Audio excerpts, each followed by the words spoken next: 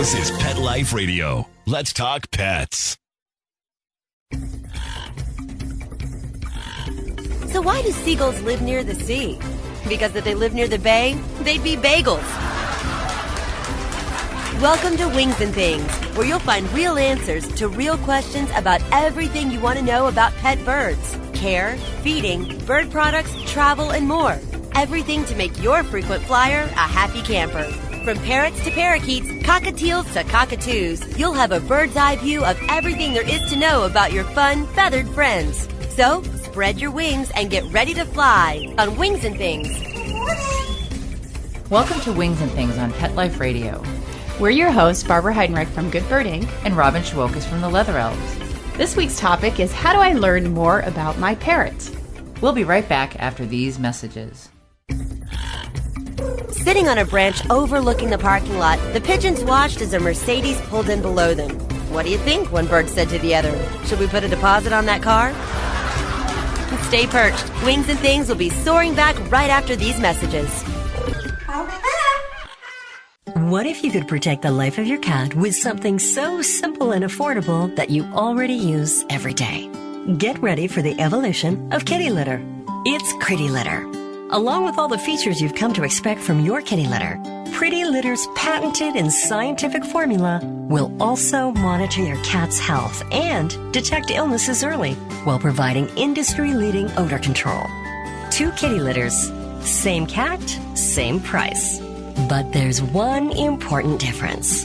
Pretty Litter reacts to your cat's waste by detecting health issues simply by changing color. And the key is that Pretty Litter detects these issues before your cat shows symptoms of physical illness or pain, likely saving you major dollars in vet bills while protecting the health of your cat. What do you think, little guy? Ready to switch litter? Pretty Litter. Colorful insight into your cat's health. Go to prettylittercats.com/cat101 or use coupon code CAT101 to get 20% off your first subscription order.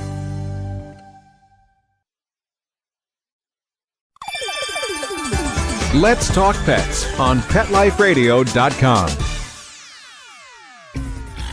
A Frenchman walks into a bar with a parrot on his shoulder. The bartender asks, "Where did you get that thing?" The parrot replies, "In France. There are millions of them." Don't have a canary. Wings and Things is back. Welcome back to Wings and Things on Pet Life Radio. So, Barbara, there's so much to learn about parrots.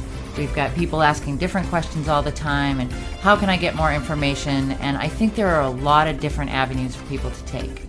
Sure, and obviously we're getting those questions quite often when we're out at events, like you were recently at Parrot Festival. And all kinds of wonderful questions. Of course, and as everyone knows, we teach a lot of workshops and things like that. So one of my favorite places for people to get information, of course, is when they get an opportunity to go to a lecture. Oh, definitely. And there are so many different kinds of lectures available to people as well. You know, clubs have talks on a monthly basis. A lot of clubs bring in speakers. Local universities that have veterinary schools will sometimes do talks. I know you've done them at veterinary schools. I talked to a group of grad students in zoology. So there are a lot of different types of seminars that you can go to. Sure, and of course, the parrot training seminars and enrichment seminars you and I do, we obviously those are opportunities as well when they come up in your area. Right, and a lot of times they're listed.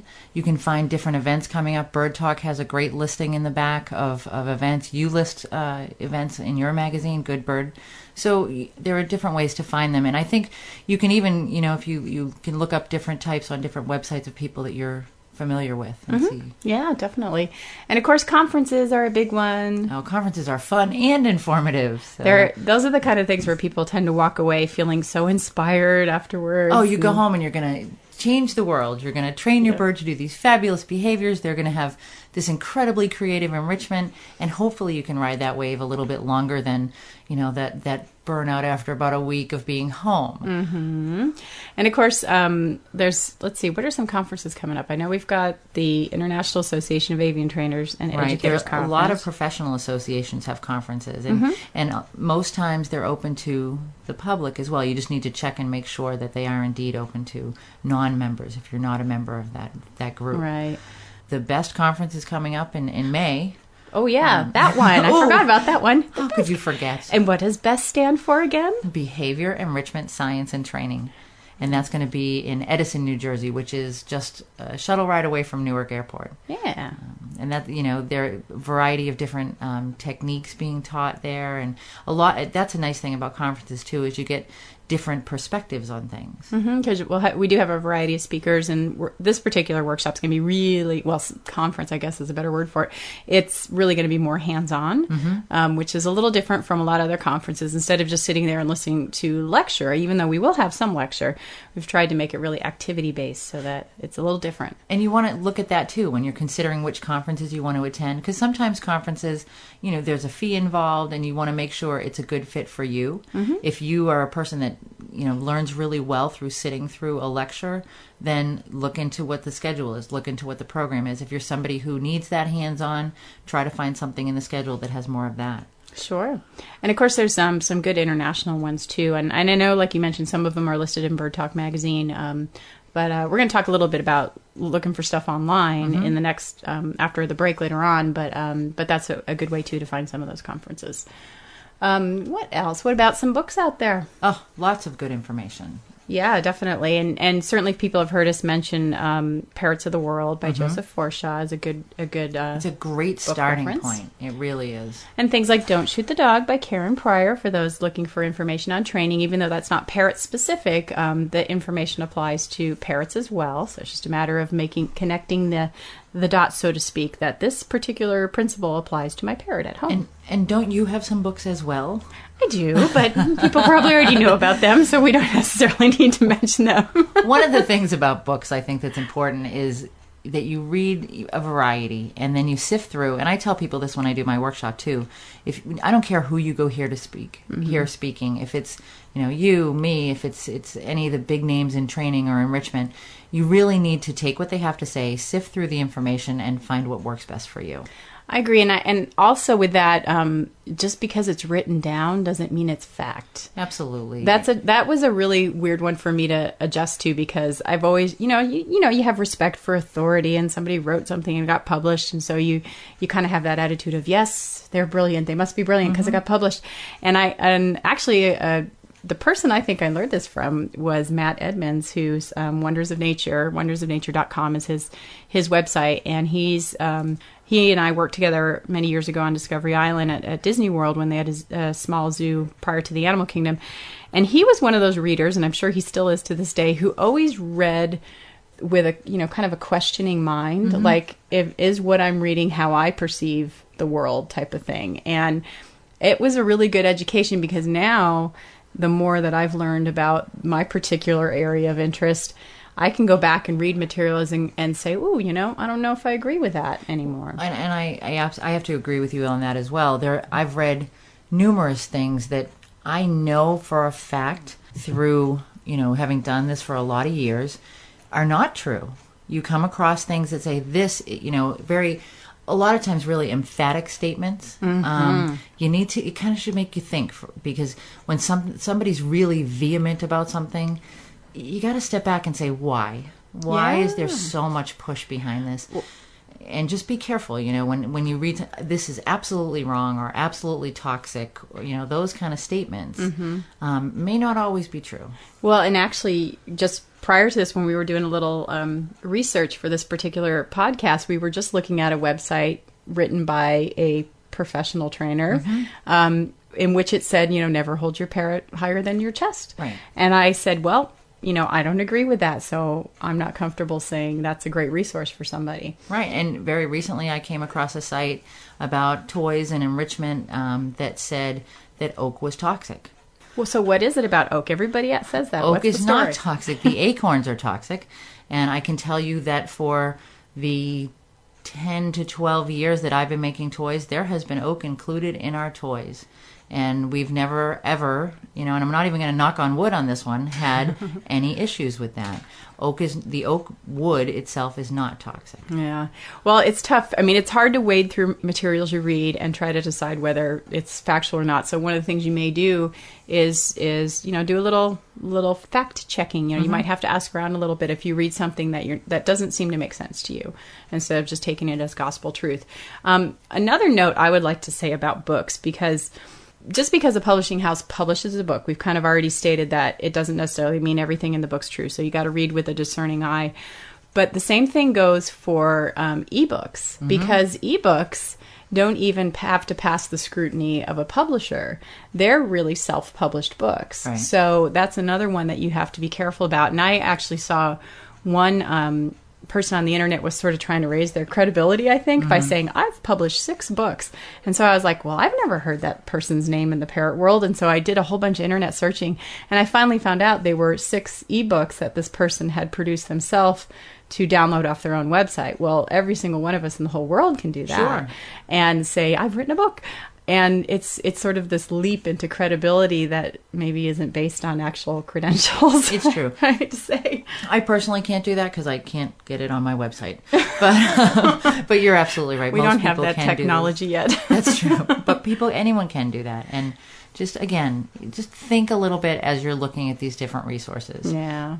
You have to be careful about that. And the same thing says for DVDs. There's a lot of DVDs out there, or, well, I shouldn't say it. There's not a lot. There's more these days. And in fact, I mean, I think some of the ones that have been around for a while are still like out on VHS and stuff, right. So and some of those, may still have some relevance. Yeah, definitely. And again, it goes back to, you don't throw everything out because it's older. You just kind of sift through and see where the community has taken steps forward, because it definitely has in both enrichment and training and in general care. So you want to, say, oh, well, this is a little bit older, and some of it may still work, but some of it may have been updated in the profession. So yeah, well, even like you were just recently at Parrot Festival, and the materials they're using to make products these days are just changing dramatically. It's phenomenal, and there's so much new. I mean, this is the second time I've gone to Parrot Festival, and there are new things, each time, and I go to different seminars, and I'm at a lot of different events, and new things are coming out all the time. Yeah, made out of different different materials that we haven't seen in Parrot products before. Right. Right. But not that they're bad. They're good. Some of them seem to be really good. Yeah. Yep. Magazines. There are a lot of different magazines out there, and one of the reasons I like magazines as a reference is you get a variety in one resource, and generally it definitely falls under the publisher's philosophy. Nothing's going to end up in Good Bird that you really don't agree with. This is true. Or, Bird Talk has a general philosophy and mission that they follow. But the magazines offer you that little bit, you get a different style of different authors. And that's why I think magazines are a really good resource. I can't understand them, but there are a lot of parrot magazines in other languages. This is true. I do a quarterly article for a magazine, the Papagayan Journal. It's a Dutch publication. And I send my article over in English, and it comes back in a PDF file in Dutch, and I have no idea what she translates it into. It may say completely different things. I don't think the Millie who does that article would do that, but there are it's available in multiple languages. So. Yeah, I did one for a Japanese magazine, and I realized as I was looking through the magazine that I think you're supposed to read it from right to left instead of left to right, because my photo was on the last page instead of what seemed to be the article. Were you Heidenreich, Barbara? I think so. I don't know how you spell that in Japanese characters. I don't think they did, but yeah. So even if you're an international listener to the podcast here, you probably know the resources in your country, but there are quite a few magazines out there, surprisingly so. Even though there's not a lot in the U.S. But they're out there. So. You have choices. You do have some choices, and furthermore, a lot of people that I know like to read it all. So it doesn't necessarily mean you only choose one magazine. There's plenty. You get them all, and you get a little bit of information from all of them, which is awesome. So, how about zoos? We're at zoos all the time, but I think sometimes you get desensitized to the signage that's there, and the signage often has good information. Yeah, and I think zoos are a great resource for people. A lot of times people think of them just as sort of a fun thing to do in the afternoon, but a lot of zoos offer really cool opportunities for the animal enthusiasts, like whether you want to do an internship and get a feel for what it's like to be a zookeeper, or maybe they have a volunteer program or conservation project that they need assistance on. And a lot of zoos do education programs that are available to the public as well. Oh, definitely. Patricia Sund, who writes for Bird Talk and blogs Parrot Nation, she did an internship or a stint at Cincinnati Zoo and learned all kinds of things that she didn't know before she went to the zoo. In particular, you don't wear jeans when cleaning out wet cages and things like that. But and zookeepers, think of the knowledge these people have. They're working with these animals on a daily basis. Yeah. If they're not in the middle of something, a lot of zookeepers will be happy to talk to you about, if you have questions, things like that. And they do a lot of times they do scheduled talks so that you can come and ask them questions, and they'll give you some background and information on the animals. And I know I was a zookeeper for many, many years, and you really do. I mean, even though us as pet owners also get to spend a lot of time with our animals, when it's your profession, you spend all day with those animals, right. 40 plus hours a week with your animals. And so you really get a lot of knowledge. It can be, and it's a very different perspective too. It's that time spent, and they can, sometimes share with you things that you may not see as a pet owner because you're clouded by that pet owner bond.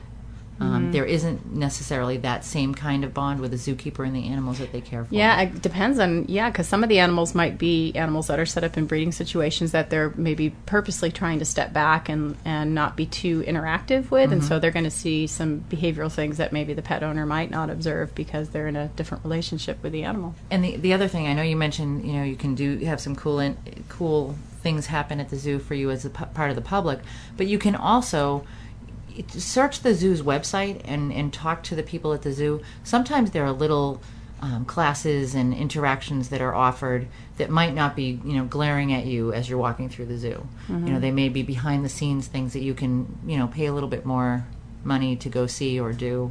That could be available. And actually, when you mentioned their websites, a lot of zoos offer fact sheets on different species, so a lot of times your good facts are found on those zoo websites. Fort Worth Zoo has an incredible enrichment section. Honolulu Zoo has a good enrichment section on their website. Wow, that's great.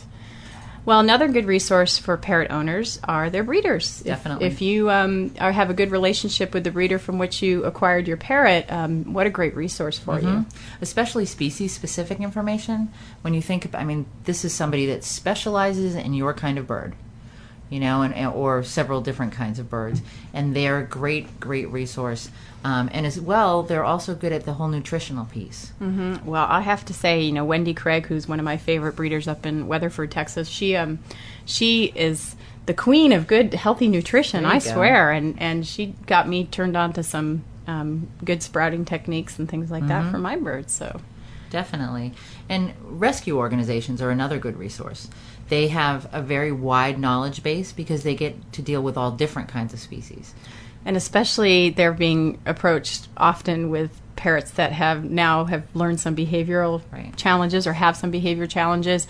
And so a lot of times they're really trying to help companion parrot owners get to a place where they have a good relationship with their parrot if things are not working out for whatever reason. So a lot of times they have knowledge about how to address behavior problems, and they're doing their best to help you have a successful relationship at home. So they can be a good resource for you. And your local pet store, too. I know there are many pet stores that have seminars. They have educational seminars. Bird Paradise in Burlington, New Jersey holds Parrot Palooza every year and brings speakers in, and they've brought you and I both in at different times of the year to do seminars. Here locally, I've done seminars at J&M Aviaries and Gallery of Pets. And then, of course, like Featherlust up in Connecticut is doing a seminar. We're doing a flight training seminar. Yeah, we're doing some flight training. We're focusing on the indoor stuff. That's right. But, those kind of venues, and keep your ears open. And if there's an avian specialty shop that you go to all the time, talk to the owner. Say, hey, is it possible to sponsor somebody to come in and do a workshop. I have an interest in X. And could you, is it possible, maybe they charge a little fee, maybe, you help sponsor it with the pet store, get your pet store involved with your club, things like that. And it's really, a good option for some education in a really important place where people are actually buying their birds. Yeah, and it's a great networking opportunity. And we've talked a little bit about local parrot clubs and things like that. A lot of cities don't have strong parrot clubs. Actually, where I live right now in Austin, Texas, we're kind of at a low level. The bird club's not very active, and I think there's some people interested in trying to increase that. But so for our city, when people got together at the seminars that I've been a part of here locally, suddenly we found, little pockets of people that were making friends and networking. And absolutely. And I know, I'm from Massachusetts, and there aren't a lot of opportunities there. There are some smaller clubs. There are, some very small bird, meaning the size of the bird clubs. Okay. But they, to get together and have a big meeting, there really isn't a venue like that. And I've talked to a number of people about, hey, let's, see if we can find a place to hold a meeting.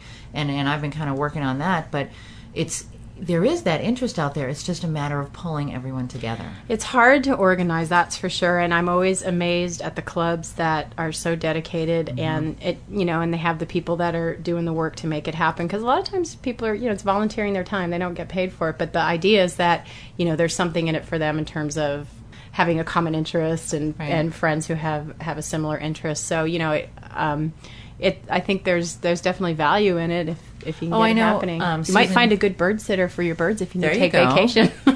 Who takes a vacation? What's that word? I know Susan Chamberlain, who used to do this podcast, actually wrote an article on how to start a bird club. Oh, great. So that resource is out there, too. Oh, yeah, that's a good one. Now, we talked a lot about, books and magazines and DVDs and things like that, and maybe different speakers you want to go see. One thing we want to say that anytime you're looking at any of those sources, you want to make sure, like we said, we were looking with a discerning eye. So you may want to check for credentials. Look for things like, are the professionals that you're looking at their sources, are they affiliated with any professional organizations or other known professionals in the industry? Sometimes, there isn't really a certification for bird trainers right now. there isn't anything for enrichment, but yeah, and even a degree at this point.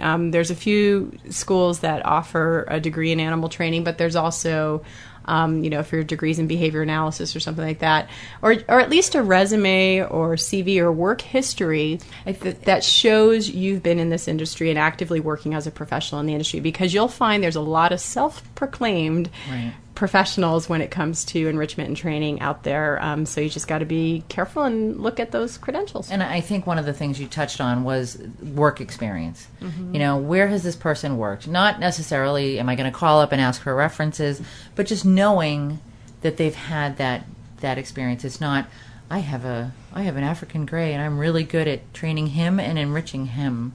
Well, and not that those people may not be good. Absolutely. Because I know some people that are really good pet owners who have done a great job with their parrot, and they actually have taken the information and really tried to share with other people in a very genuine, coming from a very genuine place to help people, and I think that is great.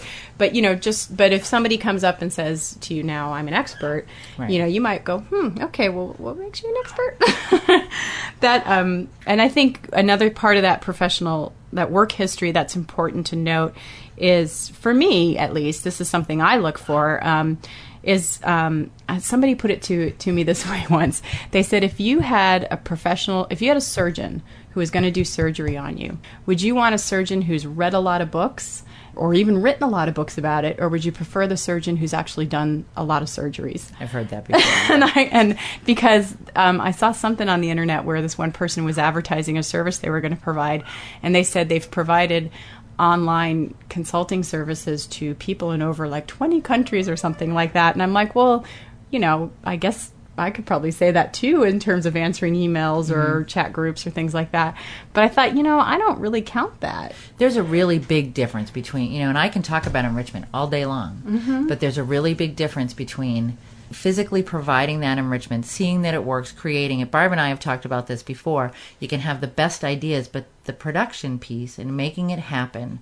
And then seeing what the animal does with it, and are you going to tweak it and fine tune it? And all of that is part of being an expert, I think, is that you've got that under your belt, that you've gone in and you've really worked to create, for me, in my field, create different environments for these animals and created ways, for them to have a more enriched life, and actually done it. I mean, like I said, I can come up with great ideas 24/7, but whether they're going to work or can feasibly be done is another story. Yeah, and this is not to discourage people who want to get into this industry, because I think it's absolutely fabulous that we've got people that are helping to get the information out there on different approaches to enrichment and new ideas, and same with animal training. So I think it's great that that's happening.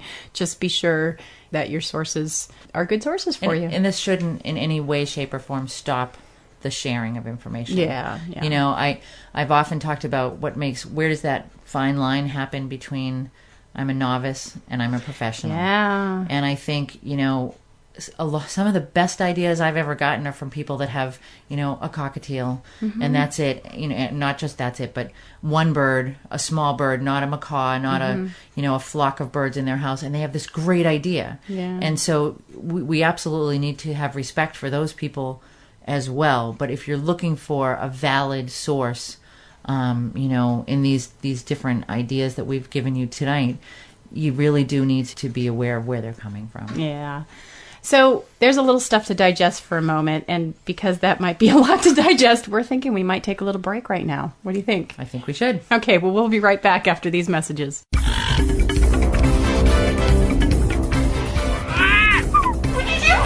Stay perched. Wings and Things will be soaring back right after these messages.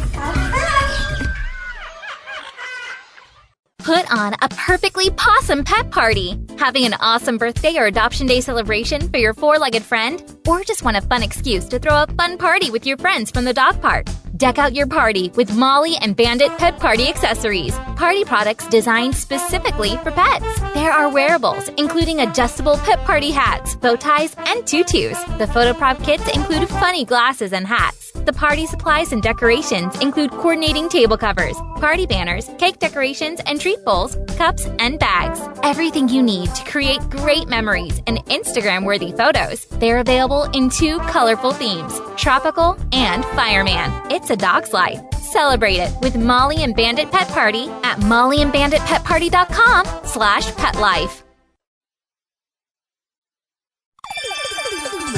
Let's Talk Pets on PetLifeRadio.com.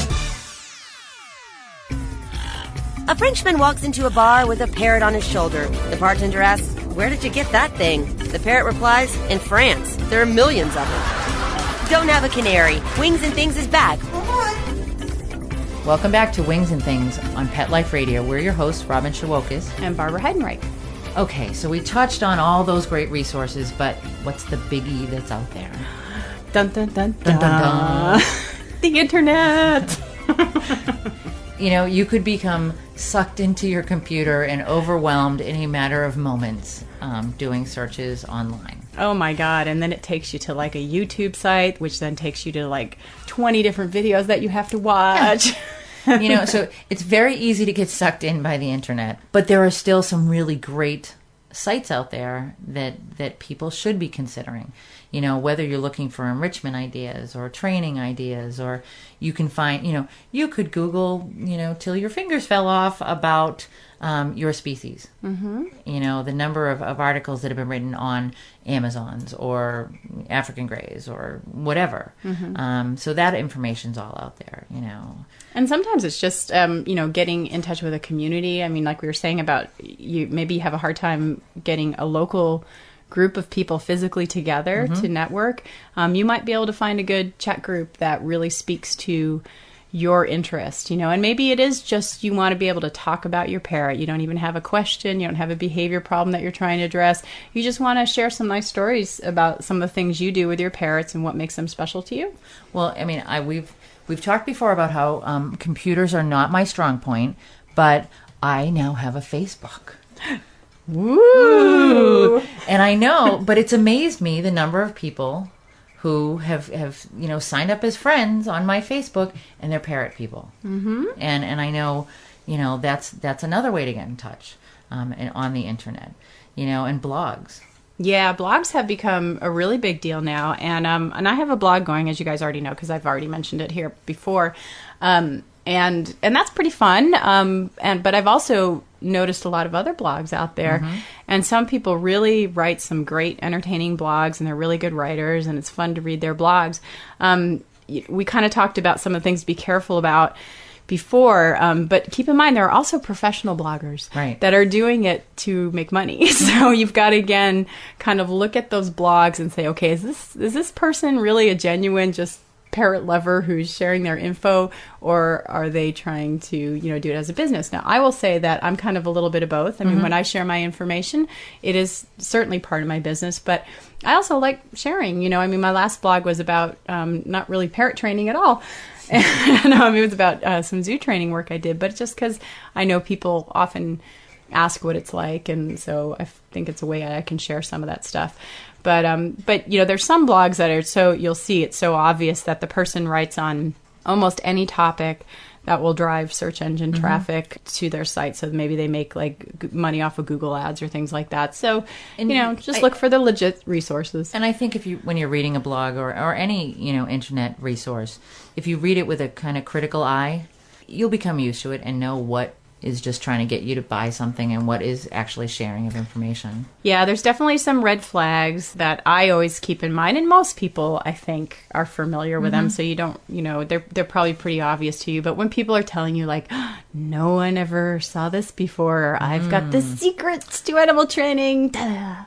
I mean, if you really had the secret, would you put it online? I don't know, No, you I might don't. want to keep it for myself. You don't. You give them a little teaser, so then they want to buy. Or there's things like, this will make your parrot love you, or he will stop biting instantly. Or if they tell you it will work in, only so many minutes, hours, or days. I mean, to me, that's, parrot training with positive reinforcement can work very quickly, but every animal's an individual.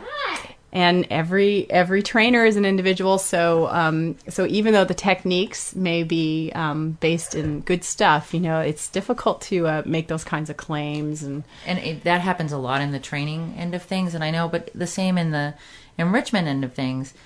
People who make these claims that are frightening, honestly.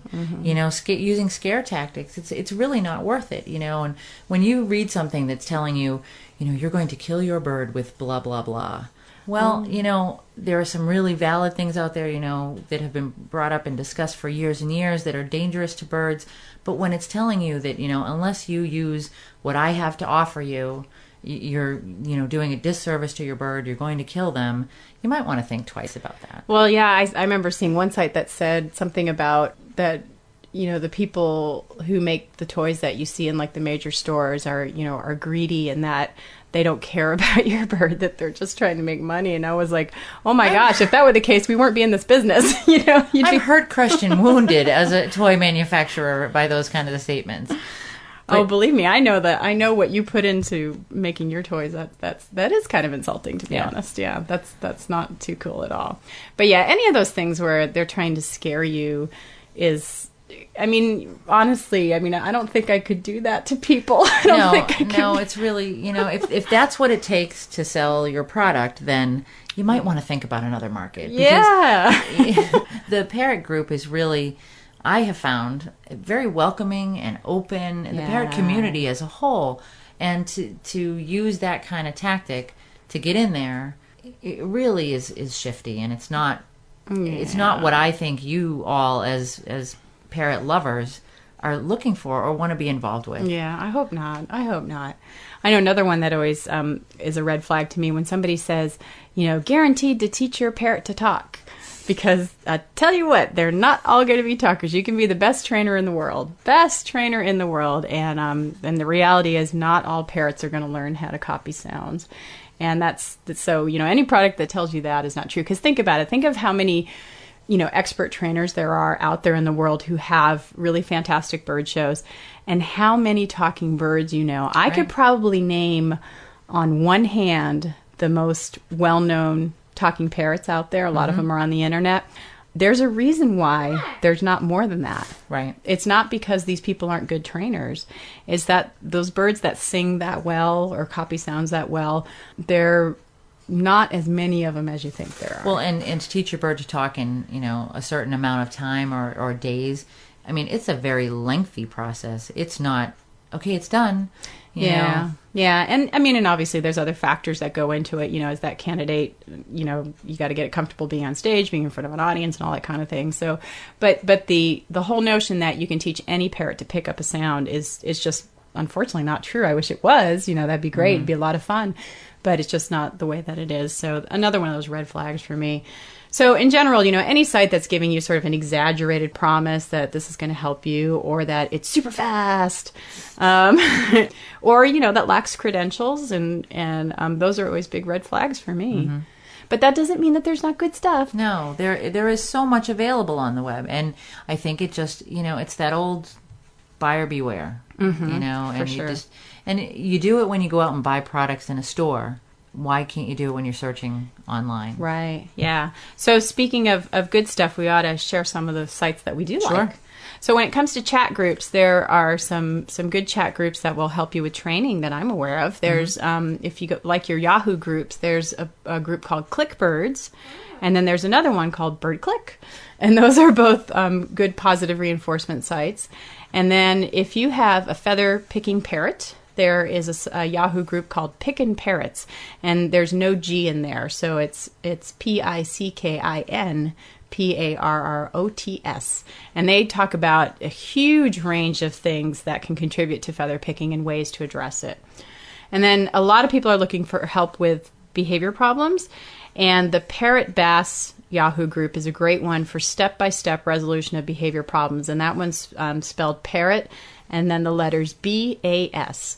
And unfortunately, that's a very popular site. So that means, and they have a very different approach. You don't get to just chat back and forth.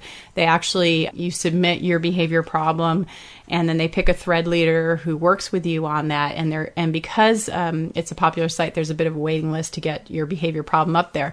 However, you can lurk and read how they're addressing somebody else's behavior problem with their parrot, and so you can get a lot that way. Mm-hmm. There are a lot of other sites too that aren't chat sites. They're just really interesting and what we feel are some good resources for people. There's Raising Canine.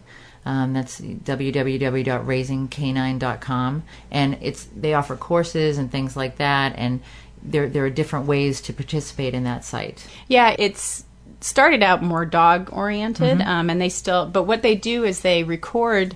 They have a lecturer present, and you can participate in that live via like a conference call kind of thing. But it's also recorded, so you can listen to any of the speakers. You can pay to download any of those lectures at any time. And Susan Friedman's been on there. I've been on there. Pamela Clark, and as well as a number of other animal trainers or behavior analysis professionals. So it's a good site for lots of information. And then Ellen Cook is a veterinarian that practices positive reinforcement training in her clinic. And I really like promoting her stuff. She has a DVD out, and you can get that at shirleymorgan.com.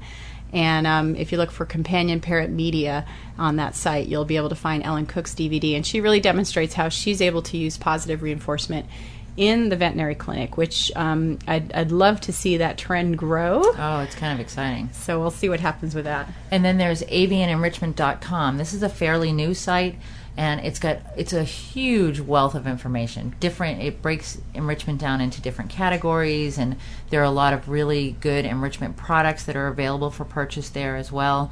So it's really something to take a look at. Give yourself some time, because there's a lot of information there to go through. And busybeaks.com is another really good resource for enrichment opportunities. And Chris Porter, I don't know if you're all familiar with Chris. Chris has at www.parrotenrichment.com, she has her enrichment activity workbooks 1 and 2 available for download. And Chris has contributed a few articles to Good Bird Magazine, and she's one of those folks that I said, that we were talking about, that parrot owners who like to share information, and that's what she's done. She just spends a ton of time looking for creative ways to enrich her parrots, and then is very willing to share that information with people. I can tell you firsthand that Chris does her research. I had the opportunity to talk to her for the first time about a month ago, and we were talking about, she was calling to ask me a question about dyes for wood, colored dyes, and she, she was like, I really want to make sure I have the information correct. So Chris is really somebody that looks into things before she puts them out there. Yeah, and she's done a lot of research. I've seen some of those workbooks. She collects a lot of info. And then a lot of you may already be familiar with Sid Price from avianambassadors.com. We did an interview with him on the podcast here. And he puts together a nice blog about training and very freely shares his information. He's the incoming president for the International Association of Avian Trainers and Educators. So he has a lot of good info to share. And then Linda Rasmussen, her website is, I'm not sure how you pronounce it, if it's Lycambo, but I'm going to spell it. It's LIKAMBO.com. And she's kind of like Chris in that she's a parrot enthusiast who really got into animal training and did a lot of homework and research on her own, and she's been very willing to share her experiences and what she's learned, and she's right on target with her information. And so she has a nice blog at that site with lots of good information and also lots of links to other resources. So another good source for you, as well as Chris Schenk from cockatoodowns.com. Chris is just a fabulous lady, one of my favorite people, and I think somebody who always underestimates her skill. She's really quite good. If you've ever seen any of Chris's work, it's phenomenal. Yeah, so she's a good resource, and she usually does seminars at her facility as well, so I'm sure some of those will be coming up on the horizon. Chris's website is cockatoodowns.com. Yeah. And then Jim McKendry is our friend from Australia. Jim is a parrot behavior consultant, and he also consults on enrichment. And there's information on his site. That's pbec.com.au.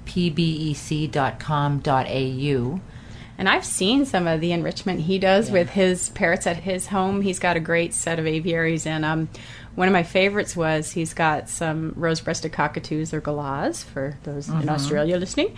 And he's got this nice little sand pit in the front where he buries stuff in there, and he always brings in different browse and things like that.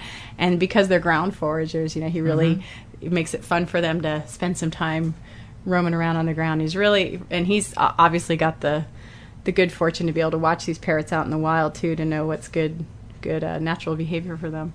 And then Rebecca O'Connor, we forgot to mention her book, A Parrot for Life. Right. That's another good resource for you.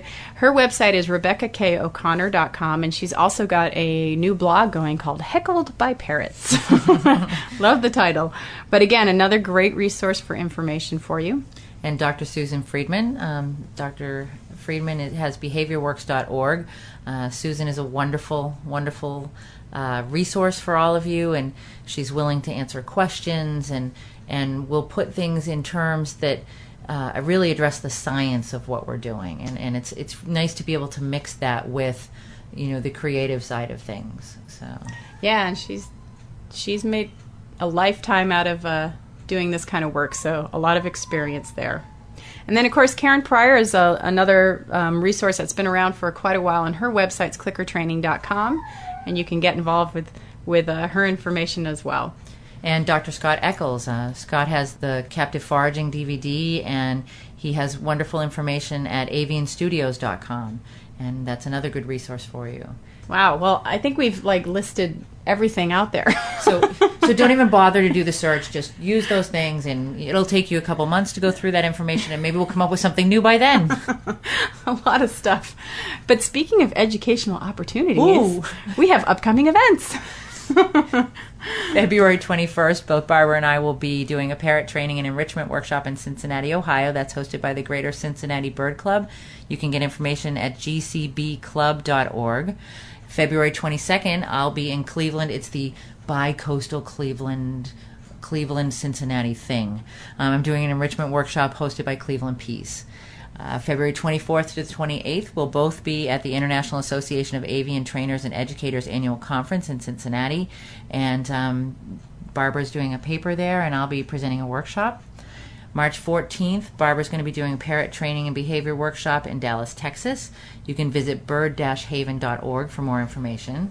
And then I'm off to the East Coast, off to Old Saybrook, Connecticut, to do a flight training seminar hosted by Featherlust Farm Bird Store on March 28th. And you can find out more information at featherlustfarm.com. Then I'll be in Canada, April 18th and 19th with Susan Friedman. We'll be in Barrie, Ontario, and we'll be teaching a parrot behavior and training workshop, and that one's going to be a little different this time because both she and I have been up in that area a bit, so we're trying to add some different approaches to what we've taught up there before. And you can find more information at parrotworkshops.org.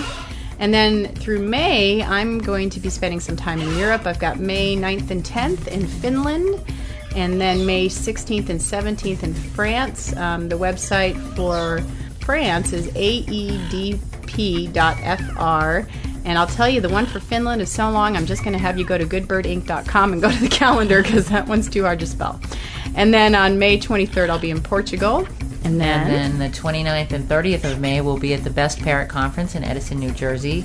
And then looking way ahead, but what a great time to plan your vacation. October 24th through the 31st, I'll be on the Parrot Lovers Cruise, and you can go to baldmantravel.com for that information. Well, I think with that, we've kind of overextended our time today. We have, but you kept listening, didn't you? We hope so. So I guess we're out of time. And if you have any suggestions or questions, you can always contact us at robin@petliferadio.com or barbara@petliferadio.com. And if you'd like transcripts of the show, please visit petliferadio.com. Bye-bye. Bye. Join us every week on Wings and Things and get a bird's eye view of everything there is to know about pet birds and how to make your frequent flyer a happy camper. Wings and Things, only on PetLifeRadio.com.